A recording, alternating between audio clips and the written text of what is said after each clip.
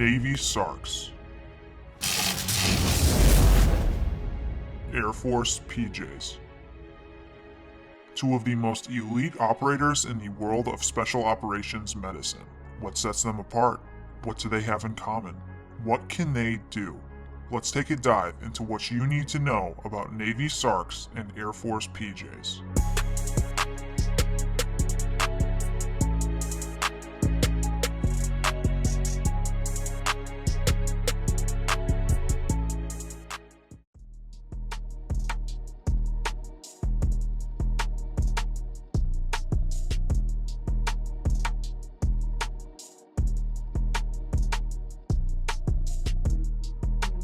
We'll start off the video with a brief introduction on both of these units.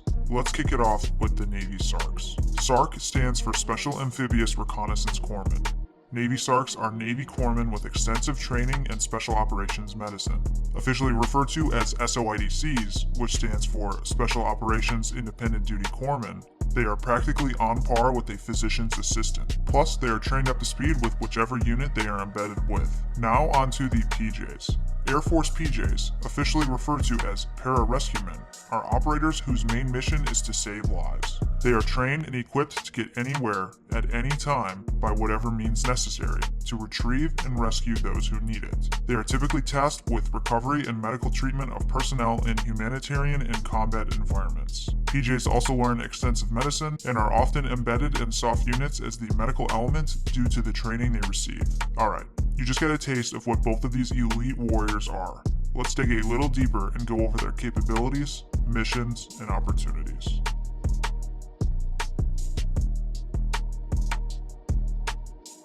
We're going to kick it off with the capabilities, missions, and opportunities for Navy SARCs. If you become a Navy SARC, you'd spend more time with the Marine Corps than you ever would with the Navy, because they are typically embedded with Recon Marines or MARSOC. Since the Marine Corps does not have its own medical assets, they pull from the Navy, and SARCs are the go-to for them. That means that not only do SARCs know a wide array of medicine, they also know almost everything a Recon Marine does, or how to operate like a Marine Raider does. They also get the opportunity to embed in Dev Group, otherwise known as SEAL Team 6, just like their PJ counterparts do. However, due to their mass knowledge in soft medicine, they have actually started to replace the PJ billets in DevGru as of late. So you're probably wondering, what medical training do SARCs receive? What makes them different from PJs in that aspect? Well, SARCs get their medical training at SOCM, or Special Operations Combat Medic Course, which is the gold standard in soft medicine, whereas PJs do not. Not only do SARCs go to the short course at SOCM, they are now all required to go to the long course as well, which is known as SFMS. If you have no idea what we're talking about here, we will point you to our video about SOCM at the end of the video, so stay with us until then. Because they attend both SOCM and SFMS, they are on par with 18 Deltas and become IDCs, which stands for Independent Duty Corpsmen, meaning that they are capable of prolonged field care, certain surgeries, field trauma, and a whole slew of other medical capabilities that could honestly take up its own video. SOCM gets you the Advanced Trauma Paramedic Card, or ATP card, which is the Joint Soft Medic qualification. Bottom line, SARCs are medical professionals. Medicine is their bread and butter. Yet despite being primarily a medical asset to their team, they get plenty of opportunities to learn other skills in the world of soft. Just keep in mind, before we tell you what other training you can receive, SARCs are corpsmen first. Therefore, their medical expertise and training will always come first. It'll be a matter of being at the right place, at the right time, with the right amount of funding for you to get some of these schools. You can receive training in mountaineering, breaching, foreign language schools, coxswain, tactical driving, and here's something PJs can't do, sniper school. While it is on a very rare basis, some SARCs have been known to attend. Okay, let's move on to PJs now. PJs are the most highly decorated Air Force enlisted force. Their motto, "These things we do, that others may live," affirms their dedication and commitment to saving lives and self-sacrifice. PJs are the only Department of Defense specialty specifically trained and equipped to conduct conventional or unconventional rescue operations. We told you that medicine was SARC's bread and butter. Well, rescuing is the PJs. They deploy in any available manner into restricted environments to authenticate, extract, treat, stabilize, and evacuate injured personnel. They participate in search and rescue, combat search and rescue.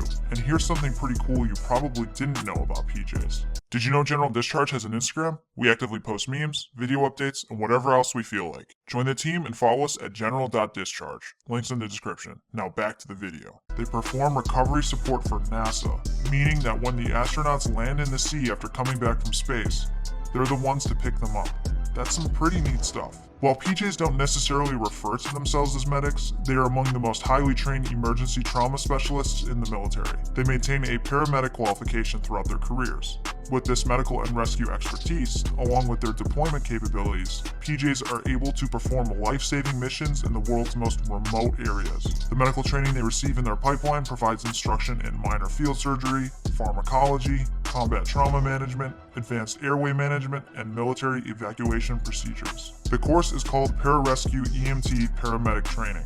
Quite the creative name, we know. PJs primarily work in rescue squadrons, special tactics squadrons, and are occasionally embedded in other SOF units, such as the SEALs, as needed. PJs are sought out in the SOF community due to their medical expertise, and act as the role of a medic if required. They also have the opportunity to work in the 24th Special Tactics Squadron, which is the Air Force's Tier 1 unit in JSOC. If you want to learn more about that, stick with us until the end. Okay, let's wrap this section up. While objectively SARCs are more medically trained than PJs, the roles that they fit require different aspects of medicine. Since PJs are more of a search and rescue type of element, their medical capabilities align with those types of missions. Whereas SARCs are more focused on prolonged field care, PJs are about extrication and short-term interventions. Thus, they each have their own specializations and expertise in their own world of medicine. SARCs might have to take care of some foreign locals on a mission for days or weeks at a time, whereas a PJ will have to treat a patient during or after a mission that goes south. Both are great at what they do. SARCs and PJs may differ a lot, but both are capable of what a lot of SOF operators are able to do. They're both combat dive capable, jump qualified, receive extensive training in marksmanship, and a whole lot of other stuff. Alright, now you know some key similarities and differences between SARCs and PJs. Let's go over where you can be stationed in either of these communities. After that, we will go over the training pipelines and requirements for each of them.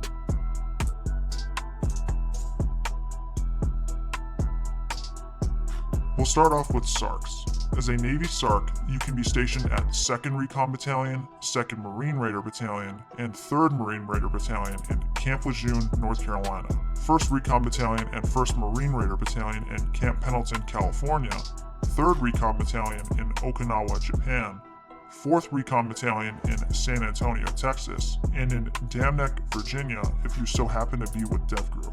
As a Navy SARC, you can be stationed at any of these locations. Moving on to the PJs.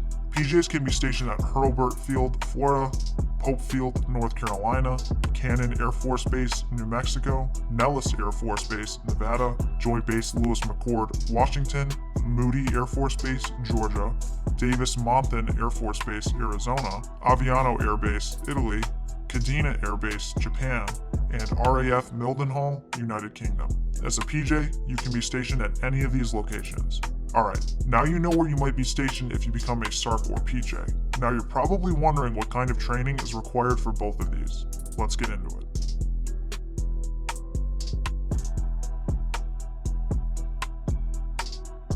We're going to start off with the Navy SARC's training pipeline, and then go over the Air Force PJ's pipeline. Both of these pipelines are intense and lengthy. To become a Navy SARC, you will have to do the following. Navy Boot Camp, 8 weeks.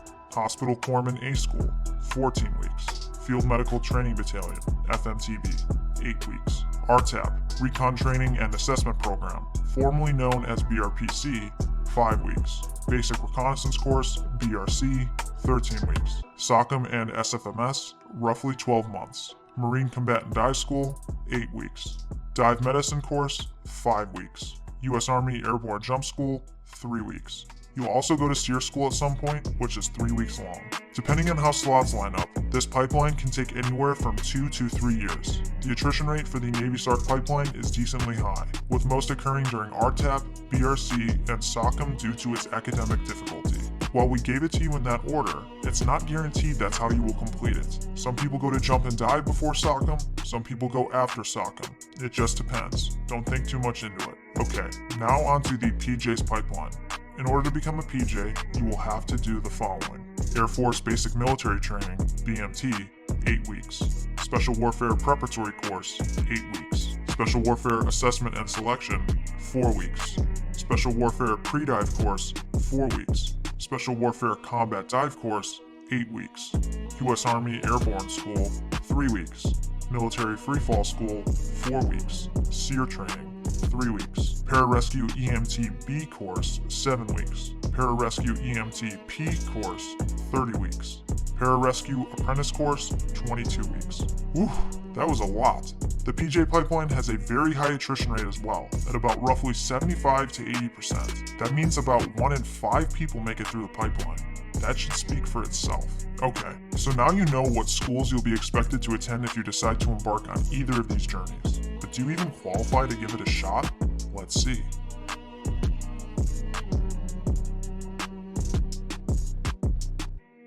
Before we dive into the requirements, we gotta tell you something important first. SARCs are enlisted only, meaning that you cannot be a SARC and be an officer. PJs, however, have an officer counterpart, which are Combat Rescue Officers, or CROs for short. CROs will have slightly different requirements than enlisted PJs, so keep that in mind as we talk about the requirements. If you want to know more about CROs, we have some resources for you to check out at the end of the video.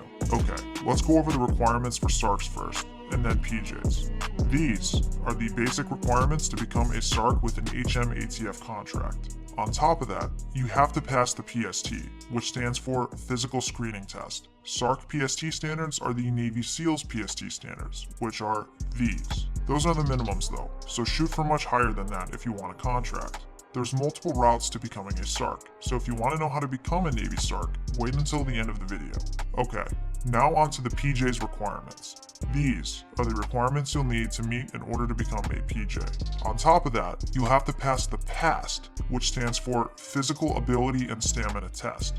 Here are the PAST minimums for PJ candidates. Pause the screen to take a longer look. Remember, as always, these are just the minimums. Shoot for much higher if you want to get a contract and have a higher chance of success in training. Alright, now you know the basic requirements for both Navy SARCs and Air Force PJs. But don't go just yet. Remember all those resources we said we were going to give you? We're about to wrap up the video and leave you with them to go check out about both of these communities, as we can't cover everything in detail in just this video.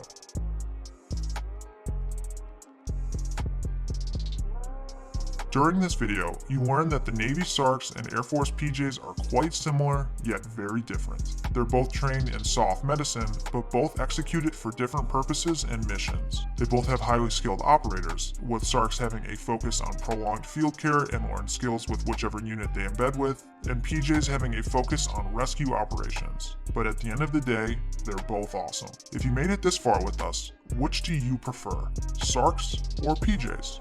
Leave us a comment on what you think. Okay, now onto the valuable resources for both of these communities. We're going to leave you with a couple YouTube channels that cover PJs and SARCs more in detail. For PJs, How to Be a PJ and One's Ready are excellent resources for you to go check out if you're interested in them, or any other career field in AFSOC. Their links will be in the description. As for SARCs, General Discharge is the way to go. If you ask for our unbiased opinion, it is probably one of the best channels out there. Apparently these guys disguise their voices though, which is kinda weird. All jokes aside, we've got plenty of videos on SARCs for you to go check out. On screen are all of the videos we've done on Navy SARCs. Not only that, we've done a video on the PJs as well, including the CROs, and on other AFSOC entities too. You just hit a gold mine. The playlist is in the description. Lastly, if you like the Versus video format, we've done other videos like this. The thumbnails on screen are the Versus videos we've done so far. The playlist to these will be in the description below. Well, that is the down and dirty of the Navy SARCs and Air Force PJs. If you learned something from this video, make sure to give us a like and subscribe to our channel. As always, thank you for watching.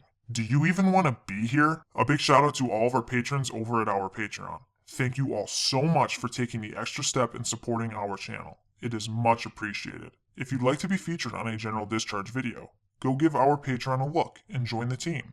Here's Nick Naja. All your friends are subscribing to General Discharge, and you don't even want to be here.